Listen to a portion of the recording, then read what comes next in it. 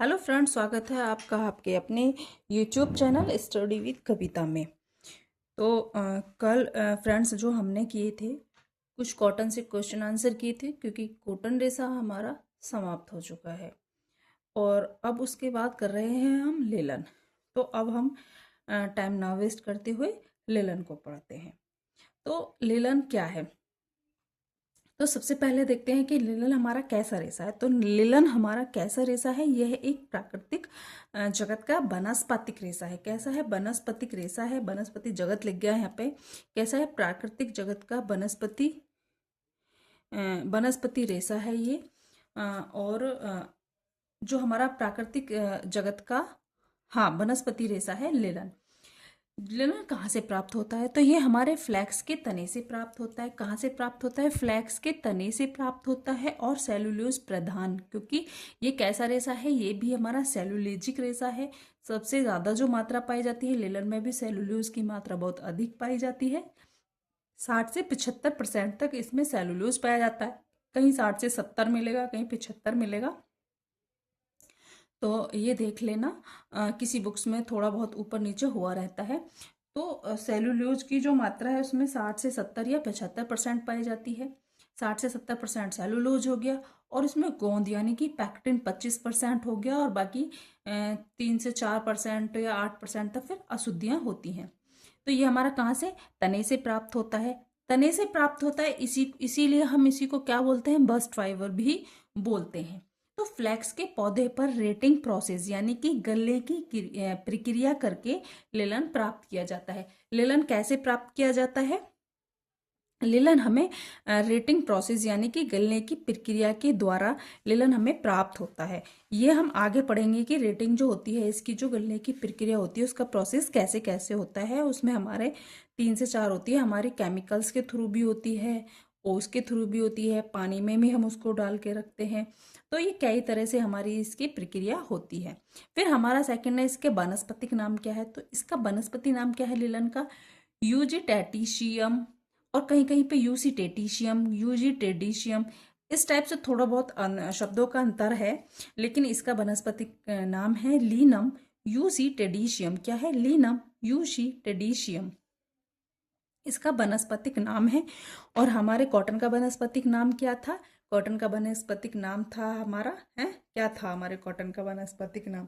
तो आप मुझे ना हमारे कॉटन का वनस्पतिक नाम कमेंट बॉक्स में लिखकर बताना कि कॉटन का जो वनस्पतिक नाम था वो क्या था। ये वन लाइनर क्वेश्चंस में पूछ लिए जाते हैं, क्योंकि और ये डायरेक्ट पूछे जाते हैं। बहुत ही छोटा क्वेश्चन है, इसीलिए ये डायरेक्ट पूछे जाते हैं। चलो मैं ही बता देती हूँ। जो हमारे कॉटन का वनस्पति नाम था वो था गॉसिपियम। क्या था? गॉसिपियम। इसका रासायनिक सूत्र क्या है? तो इसका रासायनिक सूत्र है C6H10O5N, क्योंकि प्राकृतिक सेलुलोजिक तंतु है। क्या है ये? प्राकृतिक सेलुलोजिक तंतु है। ये कौन से कुल का रेशा है? ये कुल इनके पूछ लिए जाते हैं। तो जो हमारा लिलन है वो कौन से कुल का है? तो लाइनोसियाई। कौन से कुल का है? लाइनोसियाई। और कॉटन हमारे किस कुल का था? कॉटन था हमारे मालवेसी कुल का। कौन से कुल का था कॉटन? मालवेसी कुल का। तो अगर आप दोनों को ऐसे कंपेयर करके पढ़ोगे, रेसे जितने भी रेसे हैं एक दूसरे से, कुछ कुछ चीज़ें ऐसी हैं उनको कंपेयर करना, तो वो जल्दी याद हो जाती हैं। या फिर इनको एक साथ भी तुम लिख सकते हो। कोई भी एक इस टाइप का प्लेन पेज लेना और उस पर ऐसे कुल लाइन खींच के एक तरफ इनका कुल डाल देना। जैसे कॉटन का हो गया, अलग अलग जितने भी हैं हमारे जूट तन, ये जितने भी हैं, इन सब के अलग अलग आप डालोगे और उनको एक साथ लिख लेना, तो याद करने में आसानी होगी। तो इसका कुल है हमारा लाइनो CI। फिर इसके अन्य नाम कि जो हमारा लेलन है इसको किस किस नाम से और जाना जाता है? तो इसको पवित्र रेशा बोला जाता है, इसको शांति का सूचक बोला जाता है, प्राचीनतम रेशा है क्योंकि श्रम साध्य रेशा है। इसको शांति का सूचक इसलिए बोला जाता है क्योंकि जो मिस्र में मम्मी मम्मी को जो लपेटने के लिए कपड़ा यूज होता है वो लिलन का होता है। किसका होता है? वो लिलन का होता है। और श्रम साध्य है क्योंकि ये इसमें बहुत ही मेहनत लगती है, बहुत ही परिश्रम के बाद लिलन का रेशा प्राप्त होता है, इसीलिए इसको श्रम साध्य भी बोला जाता है। बहुत महंगा होता है, इसीलिए इसको वैभव का प्रतीक माना जाता है। ठंडा होता है, ताजगी लिए होता है, विलासिता का प्रतीक होता है, क्योंकि महंगा होता है तो हर कोई खरीद नहीं पाता, इसीलिए विलासिता का भी प्रतीक होता है। ये इसके कुछ नाम थे। फिर हमारा प्राकृतिक जो हमारा लिलन है वो प्राकृतिक जगत का सबसे मजबूत रेशा है। कैसा रेशा है? सबसे मजबूत रेशा है प्राकृतिक जगत का। लेकिन एक चीज ध्यान रखना कि प्राकृतिक जगत का हमारा जो सबसे मजबूत रेशा है वो रेशम भी है, लेकिन प्राकृतिक जगत में वनस्पतिक जगत का, प्राकृतिक में वनस्पतिक जगत का सबसे मजबूत रेशा लिलन है। नहीं तो हमारा जो जो प्राणिज वनस्पति जगत से लिलन है, और अगर प्राणिज से सबसे मजबूत रेशा है तो वो रेशम है। फिर हमारे लिलन के लिए मिट्टी और जलवायु की आवश्यकता होती है। तो इसमें कैसी मिट्टी और किस तरह की जलवायु चाहिए? तो भूरभूरी उपजाऊ मिट्टी और समशीतोष्ण जलवायु। कैसी? समशीतोष्ण जलवायु। कॉटन के लिए उष्णकटिबंधीय जलवायु की आवश्यकता है कि इसके लिए थोड़ी सी आर्द्र भूमि की, जो कि थोड़ी मतलब ठंडी और थोड़ी नमी युक्त भूमि इसके लिए चाहिए। तो भूरभूरी उपजाऊ और समशीतोष्ण जलवायु की आवश्यकता होती है। लिलन की जो भूमि है वो किसको बोला जाता है? कि जो मतलब लिलन हमें मिला है वो सबसे पहले लिलन हमें कहाँ से मिला था? किसको लिलन की भूमि या जहाँ से भी हमें सबसे पहले लिलन के प्रमाण प्राप्त हुए थे वो कहाँ थी? मिस्र में। तो मिस्र को लिलन की भूमि बोला जाता है। जो इसका निर्माण करता है वो कौन है? जहाँ पे इसकी खोज हुई थी लिलन की, मिस्र। और रूस का जो लिलन है उत्पादन में प्रथम है। कहाँ का? रूस में लिलन जो उत्पादन है, रूस लिलन में प्रथम स्थान पर है। उच्च गुणवत्ता वाला लिलन, तो हमारा जो आयरलैंड का बेल्जियम लिलन, उसका आयरलैंड का जो लिलन है वो उच्च गुणवत्ता वाला होता है, बेल्जियम लिलन होता है। इसमें जल की मात्रा अधिक मात्रा, शुद्ध बहता जल, मतलब कि जो खेती करने के लिए इसमें किस तरीके की जल की मात्रा चाहिए? तो शुद्ध बहता हुआ जल या अधिक जल की अधिक मात्रा चाहिए। इसको गलाने के लिए भी बहता हुए जल की आवश्यकता होती है, जो जिसमें लिलन को गलाया जाता है। इसका फसल चक्र देखिए, इसका फसल चक्र बहुत लंबा है, इसीलिए ये बहुत महंगा रेशा है। 7 वर्ष लगते हैं लिलन को प्राप्त करने के लिए। क्यों? क्योंकि 6 वर्ष इसकी खेती को उपजाऊ बनाने के लिए लगते हैं, और 1 वर्ष यानी कि 90 से 120 दिन फसल पकने में लगता है। तो 6 वर्ष भूमि को उपजाऊ बनाने में और 1 वर्ष फसल को तैयार होने में यानी कि पकने में लगता है। तो कुल मिला के इसमें 7 वर्ष लगते हैं। फिर आता है हमारा मैडापोलम। मैडापोलम क्या है? लिलन का है एक बुनाई का एक कपड़ा है, एक सूती कपड़ा है, जो कि एकदम इसको क्या बोलते हैं? मैडापोलम बोलते हैं। ये लिलन जैसा ही दिखता है, लिलन का एक कपड़ा है, एक सूती कपड़ा है, इसको क्या बोलते हैं? मैडापोलम। क्या है ये? मैडापोलम।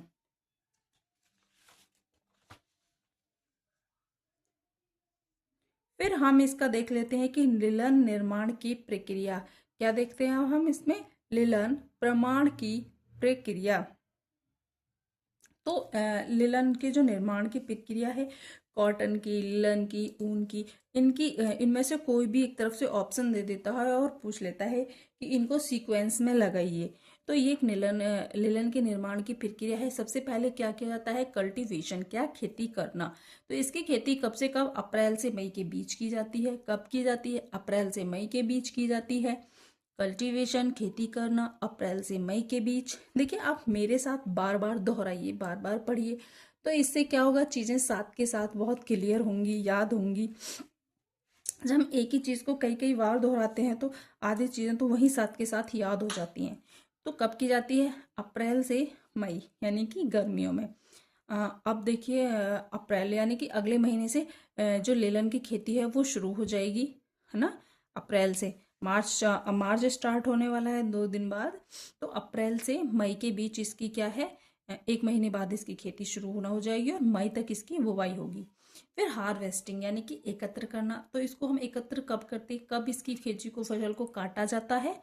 अगस्त के अंत में। और जब इसको काटा जाता है तो इसके फूल पक जाते हैं, और इसके फूल पकने के बाद कैसे दिखते हैं? भूरे। इसके फूल भूरे रंग के दिखते हैं पकने के बाद। तो इसकी जो हार्वेस्टिंग यानी कि एकत्र करना कब? अगस्त के अंत में। कब होता है हार्वेस्टिंग इसकी? अगस्त के अंत में। अप्रैल से मई के बीच में ये बोया जाता है। और अगस्त के अंत में इसको हार्वेस्ट यानी कि प्राप्त कर लिया जाता है, काट लिया जाता है। फिर है रीपलिंग, यानी कि बीज और पत्तियों को तने से अलग करना। रीपलिंग में क्या होता है? बीज और पत्तियों को तने से अलग करना। रेटिंग, रेटिंग में क्या होता है? गलाना। क्या होता है? गलाना। रेटिंग की जो आगे प्रोसेस है, इसकी रेटिंग 3-4 तरीके से हम इसकी रेटिंग करते हैं, वो प्रोसेस में आगे कराऊंगी इसमें। तो रेटिंग में क्या है? गलाना। फिर आता है ब्रेकिंग, तोड़ना। क्या है? ब्रेकिंग, तोड़ना। डर्टिंग, पीटना। डर्टिंग क्या होता है? पीटना होता है। पीट पीट कर क्या किया जाता है? रेसे, तने से रेसे को अलग किया जाता है। स्कॉचिंग, इसमें तने को पीटकर, इसमें भी तने को पीटकर अलग किया जाता है। कॉम्बिंग, कंघी करना, ये सब आपको पता है कि कॉम्बिंग मतलब कंघी करना, रेशे को इकसार करना। हैकलिंग, तंतु शोधन यानी कि टांग कर जो तंतु पर प्रक्रिया की जाती है उसको इकसार किया जाता है। उसके रेशों को टांग कर छोटा बड़ा मतलब कि एक उसमें लगाया जाता है, तो उसको हम तंतु शोधन या हैकलिंग बोलते हैं। हैकलिंग मतलब हैंगिंग करना, मतलब टांगना। स्पिनिंग, कताई करना। वीविंग, बुनाई करना।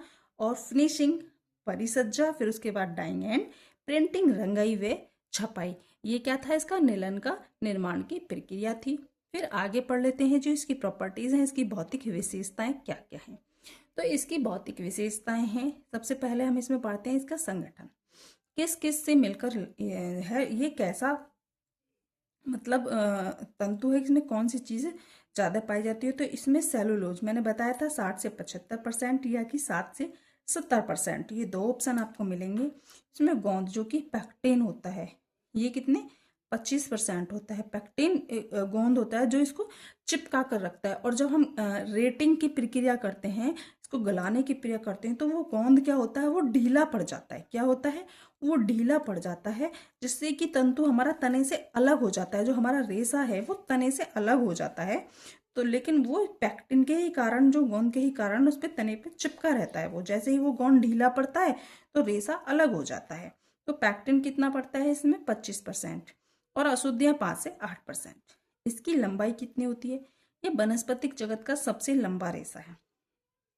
वनस्पतिक जगत का सबसे लंबा रेशा है कौन सा है? लिलन। लेकिन प्राणिज जगत का सबसे लंबा रेशा रेशम। तो जिसका कि 10 से 20 इंच, कितनी होती है इसकी लंबाई? 10 से 20 इंच। और जो हमारी चमक, इसकी चमक सिल्क के समान होती है। लिलन में भी चमक अच्छी होती है, सिल्क के समान होती है। तो इसमें ज्वाला कैसी आती है? क्योंकि सेलुलोजिक रेशा है तो इसकी ज्वाला जो जलने के बाद ये पीली लौ देता है और गंध कागज जैसी ही देता है। सेलुलोजिक जितने भी रेशे होंगे वो पीली लौ और कागज जैसी गंध ही देते हैं। उनकी जो राख होती है वो भूरा रंग लिए होती है। कैसी होती है? इसकी राख भूरा रंग लिए होती है। जो इसका व्यास होता है, कितना होता है इसका व्यास? 15 से 18 माइक्रोन। कितना? 15 से 18 माइक्रोन। तो जो हमारा लेलन का व्यास है वो 15 से 18 माइक्रोन। देखिए, व्यास को भी आप एक जगह लिख लीजिए ताकि याद करने में बहुत ही आसानी होगी और कंफ्यूजन नहीं होगा। क्योंकि कपास का व्यास 12 से 20 माइक्रोन होता है, लिलन का 15 से 18 माइक्रोन, और रेशम का कितना होता है? 9 से 11 माइक्रोन। रेशम का कितना होता है? 9 से 11 माइक्रोन। अच्छा, मेरे साथ साथ रिपीट करिए। कपास का व्यास 12 से 20 माइक्रोन, लिलन का 15 से 18, रेशम का 9 से 11। तो अभी हम क्या पढ़ रहे हैं? लिलन। लिलन मतलब 15 से 18, 15 से 18, 15 से 18 माइक्रोन, 15 से 18 माइक्रोन। व्यास कितना होता है? 15 से 18 माइक्रोन। इसकी जो अवशोषक क्षमता होती है वो होती है 7 से 8%, यानी कि पानी को जो अवशोष करता है, अवशोषित करता है, जो इसकी क्षमता होती है वो 7 से 8% होती है। फफूंदी का इस पर प्रभाव पड़ता है क्योंकि ये ठंडा रेशा होता है, और जैसे ये नमी के संपर्क में आता है तो फफूंदी का इस पर प्रभाव पड़ता है। फफूंदी लग जाती है, कीड़े का उतना प्रभाव नहीं पड़ता। गीली अवस्था में 20% मजबूत हो जाता है। कॉटन हमारा गीली अवस्था में 30% मजबूत हो रहा था, और लिलन हमारा गीली अवस्था में 20% बढ़ जाता है, यानी कि मजबूत हो जाता है। इसकी मजबूती 20% बढ़ जाती है गीली अवस्था में। ताप का सुचालक है, ये ताप का सुचालक है क्योंकि ठंड के मौसम गर्मी के मौसम में लिलन का प्रयोग किया जाता है। ये ठंडा वस्त्र है। तो ये हीट कंडक्ट नहीं होने देता, इसीलिए ये ताप का सुचालक है। गर्मियों के मौसम में यूज़ होता है। इसका रंग इसका थोड़ा सा पीलापन लिए हुए होता है, हल्का भूरा और क्रीमी सा होता है। कुछ कुछ अलग अलग जलवायु के अकॉर्डिंग भी इनके अलग अलग रंग होते हैं। जब स्टार्टिंग में पौधा होता है तो उस पर नीला फूल भी लगता है, और जो नीले फूल वाला पौधा होता है जो उसका से जो हमें लिलन प्राप्त होता है वो बहुत ही बारीक यानी कि महीन रेशा उससे हमें मिलता है। किससे? नीले फूल वाले से। और बाकी जो भूरा या क्रीमी कलर या पीलापन पीले फूल होते हैं उनसे हम थोड़ा सा मोटा रेशा मिलता है। और एक इम्पोर्टेंट बात कि शायद मैंने इसमें नहीं लिखी है, तुम कहीं भी एक छोटा सा उसमें लिख लेना नोट डाल के, कि जो हमारे मछलियों का मछली पकड़ने के लिए जो जाल होता है, क्या मछली पकड़ने के लिए जो जाल होता है वो जाल किसका बना होता है? लिलन का बना होता है। तो मछली पकड़ने के लिए जिस जाल का यूज होता है वो लिलन का बना होता है। फिर हमारा किसका? प्रत्यास्थ और प्रतिस्कंदता का इसमें अभाव होता है। माइक्रोस्कोपिंग रचना, लंबत काट यानी कि इसकी अनुदैर्घ्य काट, इसमें जोड़ या गठाने दिखते हैं, और ये अनुदैर्घ्य काट में बेलनाकार दिखता है। कैसा आकार दिखता है इसका? बेलनाकार। और अनुप्रस्थ काट बहुकोणीय, इसकी अनुप्रस्थ काट बहुकोणीय है। और कॉटन की अनुप्रस्थ काट कैसी थी? कान के समान या फिर राजमा या किडनी बीन के समान थी उसकी। और लंबत काट बेलनाकार। इसकी रेटिंग प्रक्रिया, क्योंकि हमने पीछे इसकी निर्माण प्रक्रिया में रेटिंग पढ़ा था कि वो गलने की प्रक्रिया है, तो हम देखते हैं यहाँ ये 4 विधियों के द्वारा इसको गलाया जाता है। कितनी? 4 विधियों के द्वारा। अब हम चारों विधियों को देख लेते हैं। सबसे पहले पानी के द्वारा। किसके? पानी के द्वारा। तो ठंडे बहते पानी यानी कि किण्वन द्वारा 2 सप्ताह के लिए पानी में छोड़ दिया जाता है। कितने सप्ताह के लिए? 2 सप्ताह के लिए। ये बहुत ही इजी और एकदम सस्ती विधि है, क्योंकि इसको सिर्फ बहते पानी में डाल दिया जाता है। जो नहर वगैरह होती हैं वहाँ पे उसको पूरे उसको डाल दिया जाता है, इसके गट्ठरों को, और वो उसको 2 सप्ताह के लिए छोड़ा जाता है।